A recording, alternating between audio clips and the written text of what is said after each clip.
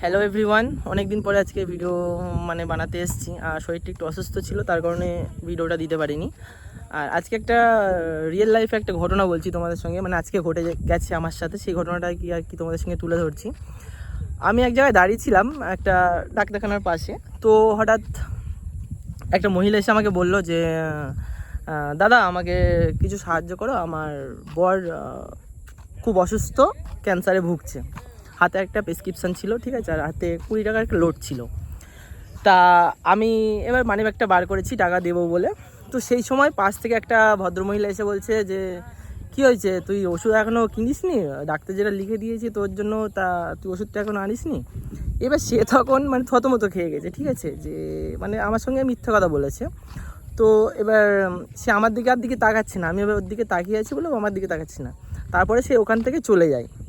তখন আমি বুঝতে পারলাম যে এই ঘটনাটা আমার সাথে যে ঘটেছে বেশ মজাদার। তো ওই জন্য রাস্তাঘাটে খুব সাবধান, যাকে তাকে টাকা ফাঁকা দেবে না, ঠিক আছে, খুব দেখে শুনে হিসাব করে। যে চাইলেও তাকে দিয়ে দিলে এরকম কিন্তু করাটা একদম উচিত নয়। তো এটা আজকে বলার ছিল আমার। আশা করি ভিডিওটা ভালো লাগবে।